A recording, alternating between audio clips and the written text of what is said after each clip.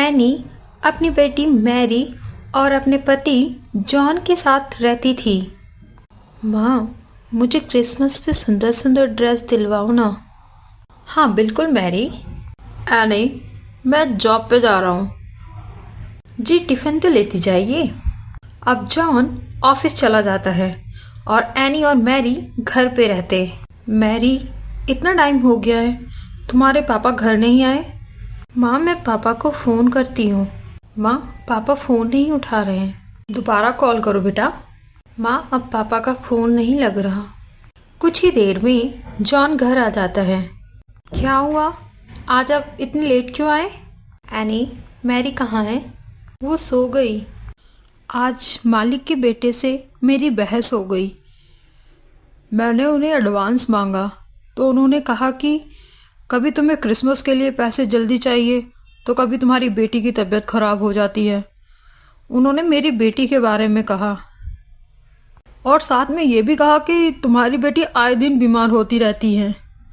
उन्हें मेरी बेटी के बारे में तो ऐसा नहीं बोलना चाहिए था। मैंने सिर्फ उनको इतना कहा कि आप मेरी बेटी के बारे में कुछ मत कहिए। तो मालिक के बेटे ने मेरा हिसाब करके मुझे काम से निकाल दिया और मैं रास्ते से आ ही रहा था कि किसी ने मेरी जेब भी काट ली। क्या? अब घर का राशन वगैरह कैसे भरवाएंगे हम?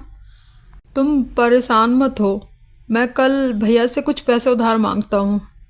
अगले दिन जॉन अपने भाई के घर जाता है, पर वहाँ उसके भाई की वाइफ होती है। उसका भैया घर पर नहीं होता।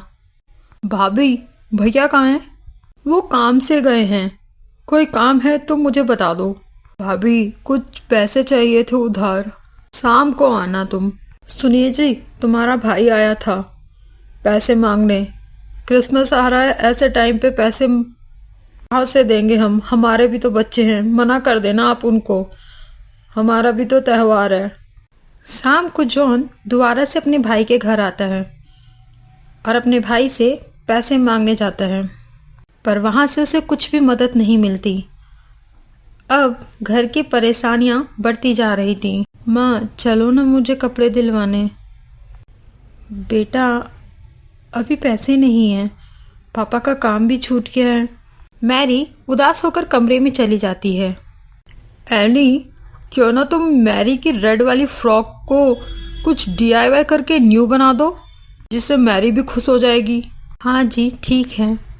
अब एनी मैरी का रेड वाला फ्रॉक लेकर उसे सुंदर फ्रॉक में बदल देती है। हे जीसस, आपको तो पता है ना मेरे मम्मी पापा मेरे लिए कितनी मेहनत कर रहे हैं और मेरी वजह से उनकी जॉब भी चली गई। आप प्लीज़ कोई चमत्कार कीजिए गॉड। रोते रोते मैरी सो जाती है। उसे सपना आता है कि सेंटा आया है और जैसे ही उसकी आँख खुलती है तो घर में खिलौने, टॉफ़ियाँ, केक, क्रिसमस ट्री और सबके लिए न्यू ड्रेसेस रहती हैं। यह सब देखकर मैरी खुश हो जाती है, गॉड को धन्यवाद करती है। तभी जॉन के मालिक का फ़ोन आता है और वह अपने बेटे द्वारा किए गए दुर्व्यवहार के लिए जॉन से सॉरी बोलते हैं। अब जॉन, मैरी और एनी खुशी खुशी क्रिसमस सेलिब्रेट करते हैं।